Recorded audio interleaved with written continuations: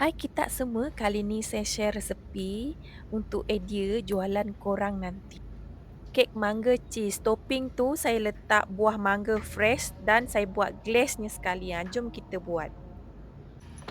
240 gram tepung naik sendiri, 1 sudu besar ovalet, 180 gram gula kasta, 50 gram susu full cream, 5 biji telur grade A.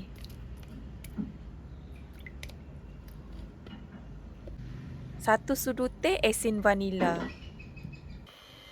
Pukul ke semua bahan-bahan ni sampai kembang. Saya pukul selama 5 minit dengan kelajuan tinggi. Kalau adunan kita ni dah cair gebu macam ni kan, baru masukkan butter yang telah dicairkan. Saya letak dalam 180 gram. Butter ni suam tau. Kemudian pukul lagi dengan kelajuan rendah. Jangan lama-lama tau, pukul sekejap saja.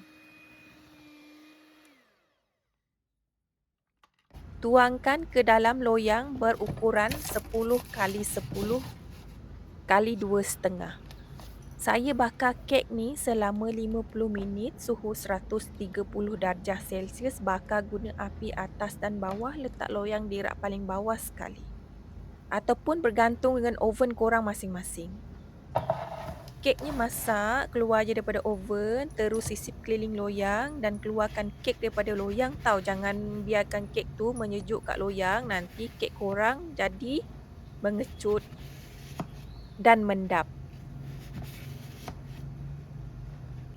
Kan kita nak letak kek tu dalam bekas yang macam ni kan. Saya guna bekas yang berukuran 280 ml.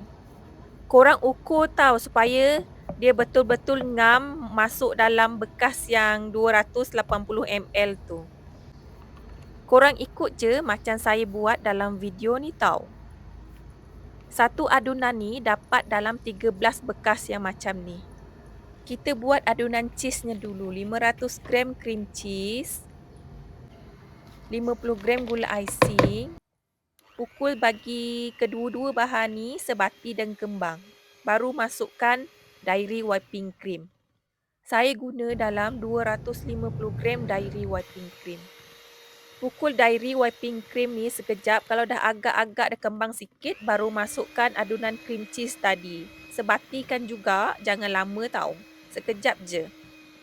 Sebab kita tak nak dia terlampau kental. Sebelum masukkan cream cheese tu kan, korang tuangkan susu full cream ke atas kek tu supaya kek tu tak kering tau. Dia jadi lembap, jadi sedaplah kita makan nanti. Selepas tuang susu full cream macam ni, ratakan ke atas kek, barulah korang boleh letak cream cheese macam saya buat dalam video ni. Korang rata-ratalah bagi dia kemas sikit. Lepas tu korang masukkan dalam peti ais, bagi dia sejuk sekejap. Jom kita buat glaze untuk topping kek tu nanti. 40 gram air, 1 sudu besar gelatin halal. Pastikan cari yang halal tau. Biarkan gelatin tu mengembang dulu. 200 gram air, 3 sudu besar gula, 250 gram puree mangga. Buah mangga tu saya blenderkan jadi puree tau. Kemudian baru masukkan gelatin halal yang dah kembang. Masak lagi sampai mendidih. Kalau dah mendidih, glaze tu sebelum gunakan korang tapis dulu supaya dia lagi cantik, smooth je. Dan licin.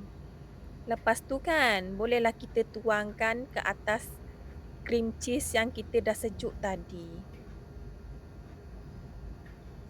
Akhir sekali, bolehlah korang letakkan buah mangga yang telah dipotong dadu macam saya buat dalam video tu lah.